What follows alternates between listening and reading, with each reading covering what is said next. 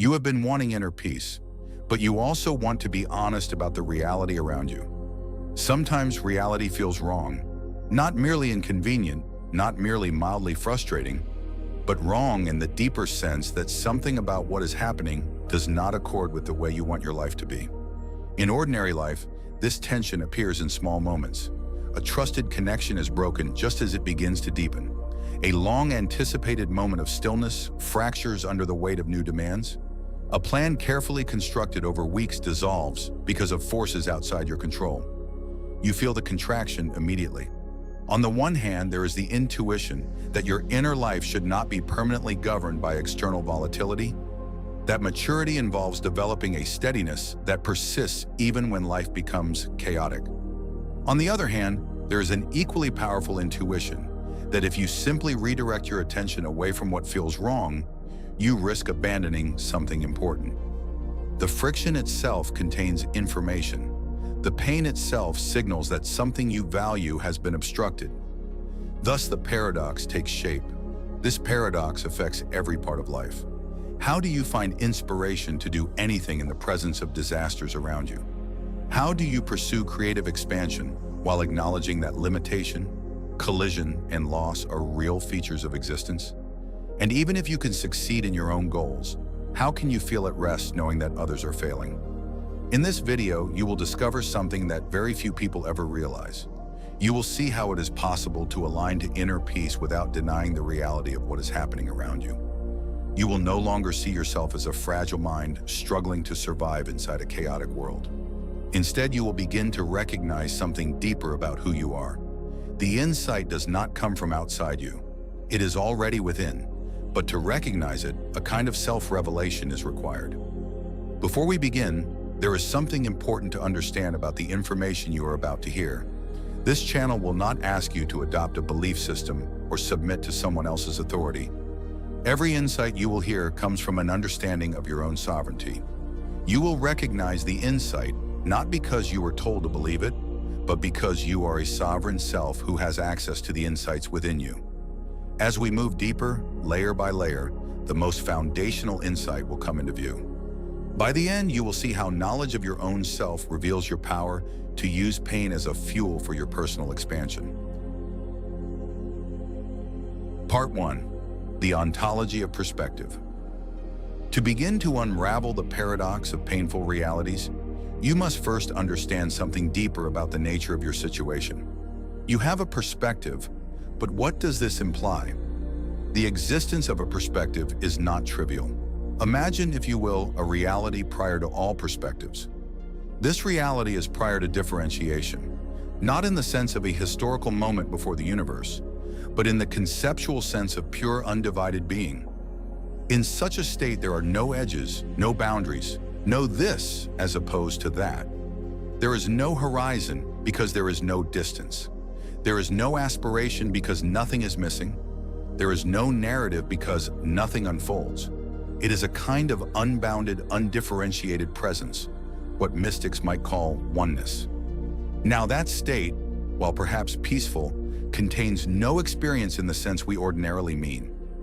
Experience requires contrast, it requires distinction, it requires limitation. To know something is to encounter it as other than oneself. To desire something is to stand at a distance from it. To move towards something is to inhabit a trajectory shaped by boundaries. In other words, the very conditions that make suffering possible are also the conditions that make experience possible. Suppose that from within that undifferentiated being, there arises the first distinction, the thought, however faint, of self. Not self as ego in the moralized sense, but self as perspective, a point of view from which reality can be encountered as something rather than everything. The moment that distinction occurs, geometry is born. Edges appear, shapes take form. There is now here and there, near and far, subject and object. And with geometry comes collision. If you imagine reality not as a static scene, but as a dynamic field of trajectories, innumerable forms moving across a vast expanse, then it becomes immediately clear that interaction will not always be harmonious. Shapes will intersect, vectors will clash, momentum will redirect. And from within the interior of one such form, from within a single embodied perspective, these collisions will not feel neutral. If a trajectory supports your movement toward what you desire, it will feel enlivening. If it obstructs or damages that movement, it will feel painful. Sadness will arise when something valued is lost. Anger will arise when boundaries are violated. Fear will arise when stability is threatened. These are not moral failures. They are the emotional correlates of embodied perspectives. Now consider the difference between observing such a field from outside and inhabiting one trajectory from within. If you stand at a distance and watch innumerable forms colliding, dissolving, reconstituting, you may feel curiosity, perhaps even compassion, but you are not existentially invested in any one outcome. A form shatters, another continues. The field persists. There is no ultimate catastrophe because no single loss defines the whole. But if you shrink yourself, not in worth, but in scope, into one particular form, and that form is jarred or broken or obliterated, then from within that perspective, the event is not statistical. It is not one among many, it is total. This, I think, is the first crucial insight. The intensity of our suffering is directly proportional to the degree of our identification with a particular perspective.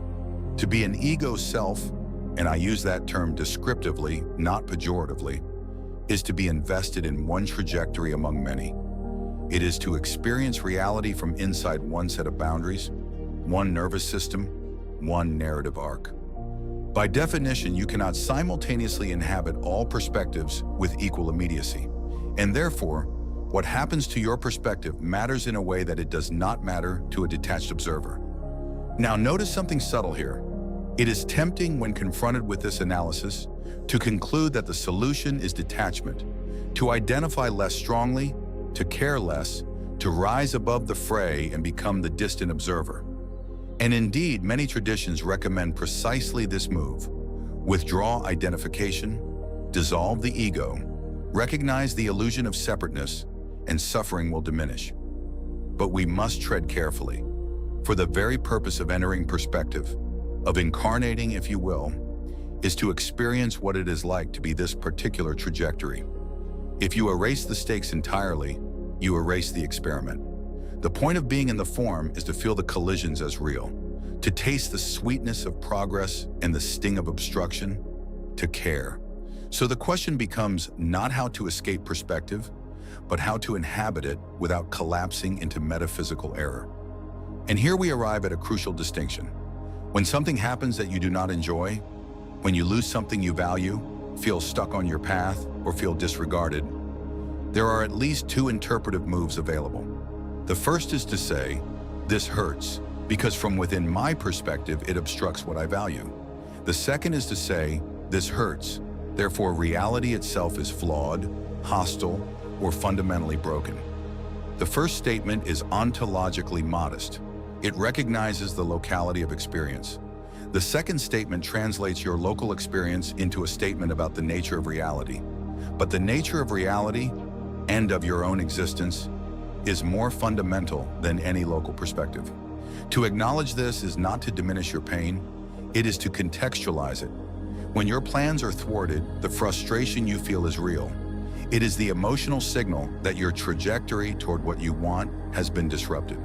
But to move from that signal to the conclusion that your life is chaotic, that you are trapped, that you cannot have what you want, is to allow a local collision to define the entire field of your life.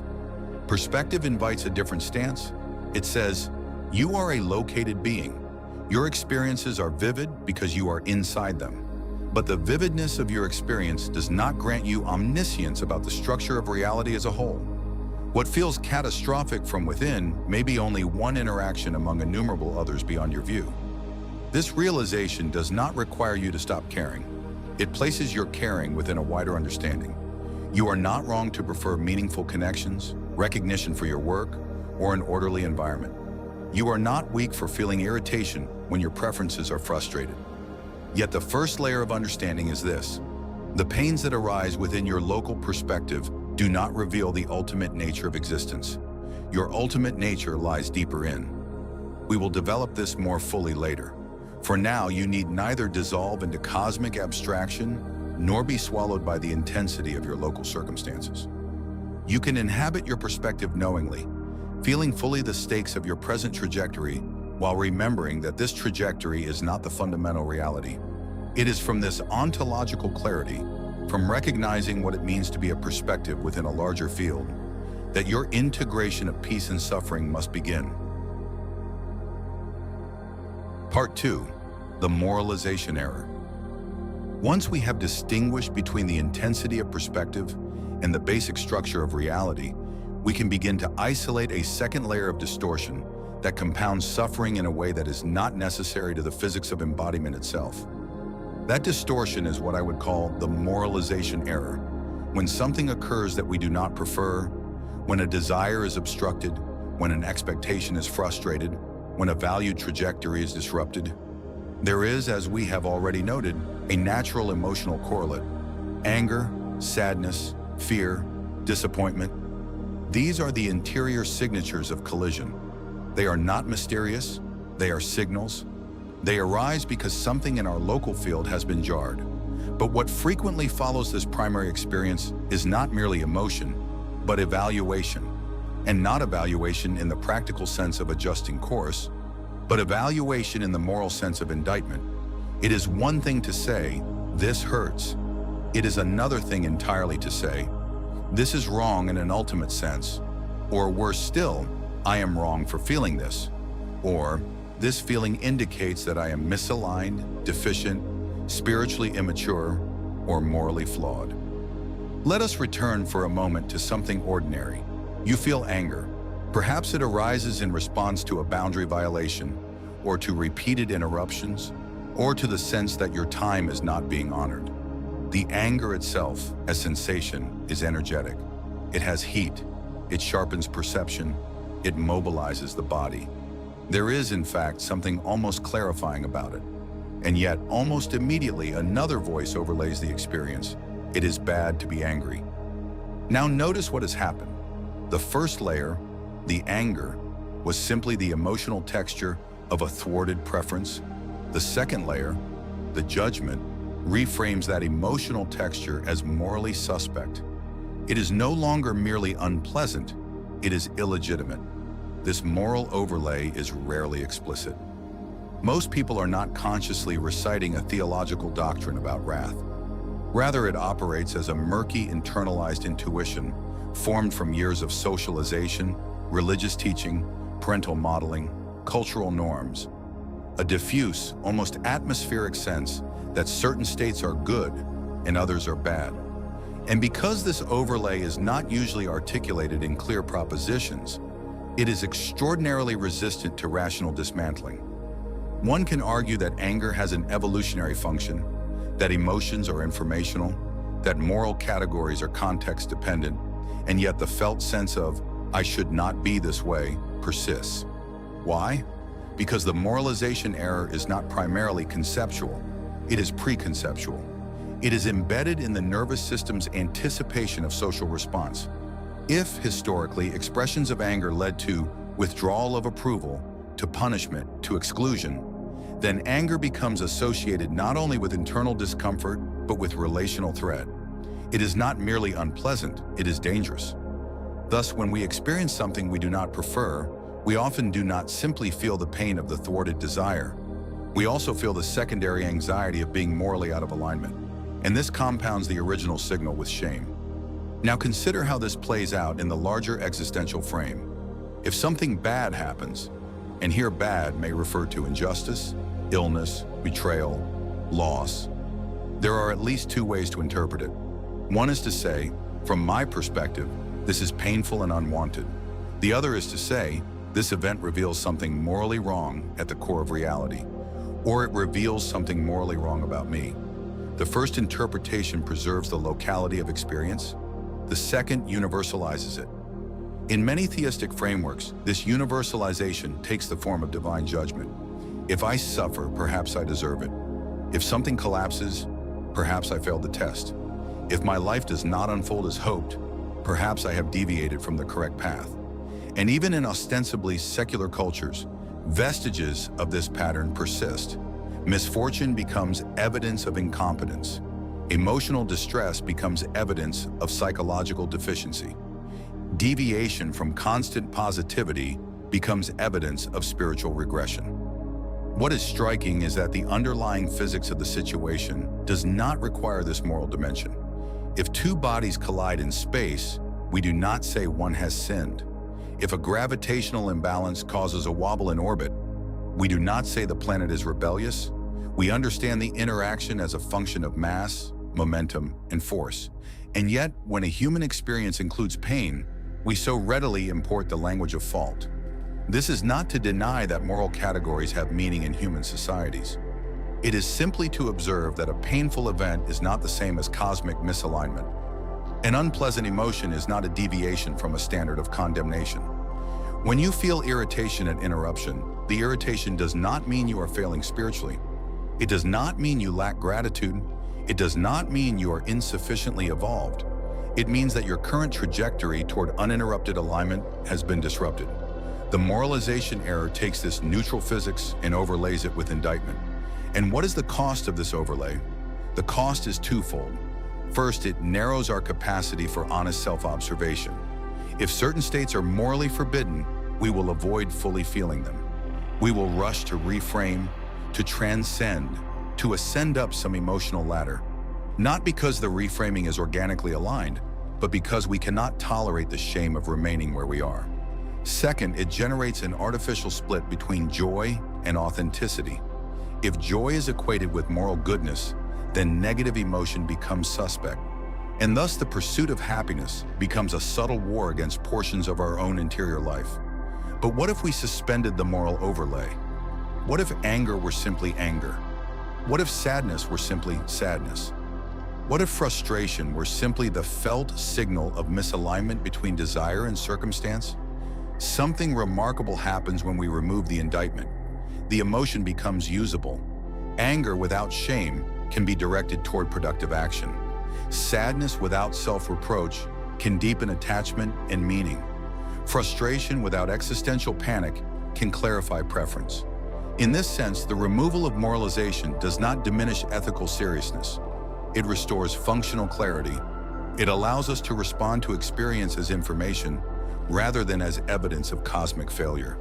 And this, I would argue, is the second necessary layer of understanding for reconciling inner peace with suffering. You must disentangle the physics of collision from the overlay of moral blame.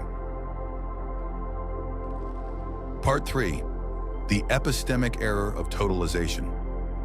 If the first distortion concerns ontology, mistaking perspective for reality, and the second concerns morality, mistaking pain for indictment, the third concerns epistemology, the way in which we generalize from limited data to universal conclusions. This is the epistemic error of totalization. It often begins innocuously. A project fails, a relationship ends, a plan collapses, an interruption frustrates. These are discrete events, localized interactions within the field of experience. But almost immediately, the mind begins its search for coherence. It does not tolerate isolated data well. It wants narrative. It wants pattern. It wants to know what this event means. And so it reaches for totalizing statements. This always happens to me. I am not cut out for this. My life is chaotic. Nothing ever works. This proves that reality is hostile. Notice the structure of these claims. They take a particular event and extrapolate from it a universal law. The epistemic move is understandable. Uncertainty is destabilizing. If something painful can be integrated into a stable narrative, even a tragic one, then at least it becomes predictable. Better a coherent doom than an incoherent mystery. But the cost of totalization is immense. Let us consider an example. Imagine a man who builds a company over the course of a decade, carefully, thoughtfully, with integrity. Then through a combination of market shifts, unforeseen legal complications, and perhaps one poor decision, the enterprise collapses. The event itself is painful. It includes financial stress, relational strain, perhaps even humiliation. But what compounds the suffering is the narrative leap. This proves I am fundamentally incompetent. Or, this proves that nothing I build will endure. These are not mere descriptions. They are ontological declarations about the self and the world. But the inference is not insight. From within the immediacy of collapse, the data set feels complete. The pain saturates perception. There are no visible gaps in experience. It feels as though the event reveals the essence of reality. But this feeling of completeness is an artifact of perspective, not evidence of total knowledge. Your conscious experience is always filled in. There are no blank spaces in the phenomenological field. You possess a model of the universe, its past, its future, its moral arc. And because the model is internally coherent, it feels exhaustive. But it is not. To totalize is to mistake the saturation of subjective experience for the comprehensiveness of objective knowledge. The woman who feels interrupted in conversation may conclude that deep connection is impossible in her current season of life. The CEO whose business fails may conclude that he is not capable of sustained success. The individual who is betrayed may conclude that trust itself is naive. In each case, a local collision becomes a global theorem. But if we return to the metaphor of the image, the error becomes clearer. A single pixel, when examined up close, appears to be a complete color field. If that pixel could think, it might reasonably infer that all reality shares its hue. Yet from a distance, we see gradients, contrasts, patterns that no single pixel can apprehend. The epistemic humility required here is not self-deprecating. It is structurally accurate. To be a perspective is to have limited access. And this humility is not a call to passivity. It is a refusal to foreclose possibility prematurely. When something painful occurs, we may say, "This is devastating from where I stand." But to add, "Therefore this defines the nature of existence," is to overextend our epistemic reach. Even in extreme circumstances, imprisonment, persecution, catastrophic loss, there are documented cases of individuals who maintain a form of inner coherence, not because they deny their suffering, but because they refuse to allow that suffering to define the total structure of reality. They situate their experience within a larger horizon, a wider narrative that exceeds the immediate field. This does not eliminate pain. It prevents pain from becoming ontology. And here we begin to see how the three errors intertwine. If we mistake our perspective for the nature of existence, we inflate local events into cosmic verdicts. If we moralize pain, we interpret those events as evidence of fault. And if we totalize from limited data, we seal the horizon of possibility. Peace under such conditions becomes nearly impossible. Not because reality contains suffering, but because our interpretations collapse the field. The antidote is not naive optimism. It is reflective awareness. To say, "I do not prefer this." To say, "This hurts." To say, "From here it looks bleak," and simultaneously to say, "But I do not see the whole." That final clause reopens the horizon. And in that reopening, something subtle becomes available. Not forced positivity, not denial, but space for a wider perspective. In the wider perspective, integration can begin. Part 4. The Arrow of Desire. We are now ready for a fundamental understanding of the paradox. Once the distortions of ontology, morality, and epistemology have been clarified, once we have recognized that conflict arises from the limitations of perspective, that pain is not indictment, and that local experience does not exhaust reality, we are ready to confront the roots of your suffering. These roots grow out of the irreducible fact of desire. Even if you cease to moralize your frustration, even if you refuse to totalize your pain, even if you acknowledge the partiality of your perspective, you still find that you want things. You want coherence. You want depth. You want safety for those entrusted to you. You want beauty. You want justice. You want rest. You want continuity of thought uninterrupted by the edges of disasters. And the temptation, especially within certain strands of spiritual thought, is to treat desire itself as suspect, as though the very structure of longing were the roots of suffering to be pulled out, rather than the revelation of direction to be understood. But such a move, I would suggest, confuses the misuse of desire with its function. Desire, in its most fundamental sense, is not greed, nor attachment, nor egoic grasping. It is orientation. It is the vector along which consciousness extends itself into possibility. It is the tension between what is and what could be, experienced not as deficiency, but as invitation. To desire uninterrupted attention, for example, is not to reject the existence of distractions. It is to perceive a value, the value of attention, of intellectual and relational immersion. The frustration that arises when that desire is thwarted is not evidence that the desire was illegitimate. It is evidence that the desire was real. And here lies a subtle but crucial distinction. One can seek peace by shrinking desire, or one can seek peace by clarifying and coherently pursuing it. The first path achieves stability by contraction. If I convince myself that uninterrupted depth is unnecessary, if I reduce my expectations, if I numb my longing, then indeed I will suffer less friction, but I will also diminish the vitality that accompanies aspiration. A life without sharp desire may be tranquil, but it risks becoming anesthetized. The second path does not deny friction. It interprets it as information. When the experience of interference generates irritation, that irritation is a signal that two trajectories, the trajectory of rest and the trajectory of advancement, are intersecting in ways that feel misaligned. The question then is not whether one of those trajectories must be declared wrong, but whether there exists a configuration of reality in which they can be integrated. It is here that desire reveals its generative power. Desire does not merely react against what is, it reaches toward what is not yet configured. It contains within it the seed of design. And when consciously inhabited, it does not produce desperation, but curiosity. Consider how different it feels to say, I cannot have both rest and advancement, and to say, is there a way in which both rest and advancement can coexist more harmoniously? The first statement collapses possibility.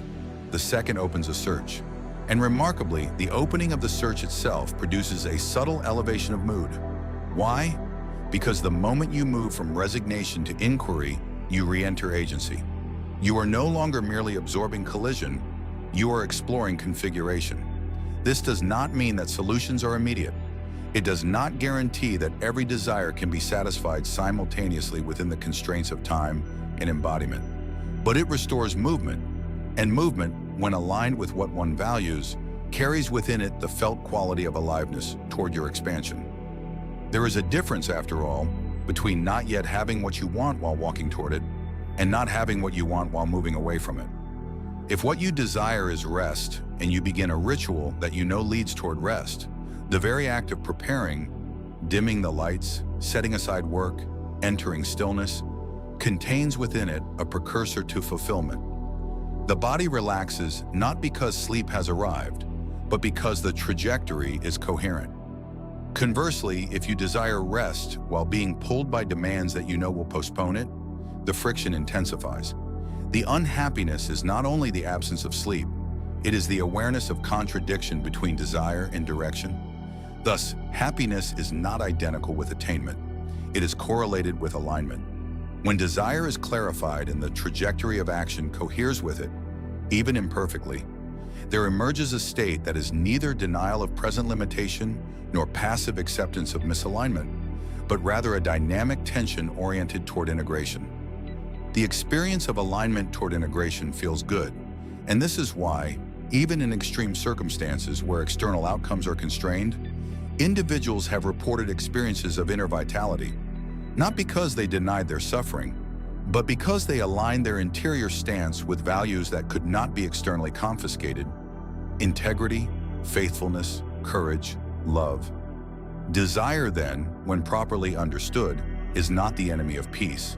It is the engine of expansion. To suppress it entirely is to shrink the horizon of possibility. To indulge it blindly is to fragment it. But to examine it, refine it, and orient your actions toward their coherent realization, that is, to participate consciously in the unfolding of your own expansion. This is the purpose of your life. As you align toward the arrow of your desires, peace ceases to be a fragile mood dependent upon circumstance. It becomes the felt resonance of alignment between inner value and outward movement. Happiness is the felt sense that you are becoming capable of more reality, not by denying the realities you do not enjoy, but by integrating your desires, your pain, and your power into a single arrow of expansion. Part 5. Integration in the sovereign self. We may now return with greater precision to the original paradox. How do you have inner peace without disengaging from reality and releasing all your desires? What we have seen, layer by layer, is that the apparent contradiction between peace and reality does not arise from the structure of reality itself, but from not yet recognizing the powerful role you play in the unfolding of reality's alignment with your highest desires. When perspective is mistaken for reality, local pain becomes cosmic indictment. When emotional friction is moralized, honesty becomes shame. When limited data is universalized, possibility collapses. When desire is amputated, vitality diminishes. Integration requires that these confusions be untangled without dissolving the lived intensity of your local perspective. The sovereign self, a phrase that must be handled carefully to avoid misunderstanding, is not the ego enthroned as omnipotent, nor the ego dissolved into metaphysical abstraction. It is the ego situated accurately within a larger ontological field, capable of reflexive awareness, capable of humility, capable of direction. To be sovereign is to use your ego as a filter for your expansion. Such sovereignty does not eliminate vulnerability, it dignifies it. When the disruption occurs, when the plan fails, when the conversation fragments, the sovereign self does not deny the frustration, nor does it collapse into existential despair. It recognizes the event as a localized collision between trajectories. It refrains from moralizing the frustration as spiritual failure. It resists totalizing the moment into a global narrative of futility, and it allows desire to sharpen inquiry rather than shrink into resignation. In this posture, happiness is no longer conceived as a static state achieved by transcending the world, nor as a fleeting emotional high that depends upon favorable conditions. It becomes steadiness, the ongoing experience of coherent participation within a complex field. Even in circumstances of severe constraint, where external reconfiguration is limited, sovereignty persists in the interior domain of stance. One cannot always alter the outer trajectory, but one can align the inner orientation with chosen values. And this alignment, though subtle, generates a form of strength that is neither naive nor brittle. Integration, then, is not a technique. It is a structural coherence among ontology, morality, epistemology, and desire. It is the capacity to feel fully without collapsing, to evaluate ethically without condemning oneself, to interpret experience without universalizing it, to desire expansively without fragmenting. In such integration, the pursuit of inner peace no longer feels like betrayal of suffering, nor does suffering feel like negation of peace. They are recognized as different registers within the same field of conscious participation. You remain a perspective, finite, embodied, invested. You remain vulnerable to collision. You remain capable of disappointment, but you are no longer confused about what those facts entail. And in that clarity, in the refusal to misinterpret friction as cosmic hostility, in the willingness to orient desire toward integration rather than contraction, peace emerges not as escape, but as the inner strength of a being who knows where one stands within the vastness, not omniscient, not invulnerable, but aligned. An alignment sustained within limitation is perhaps the most mature form of happiness available to a conscious perspective moving through an unfinished world.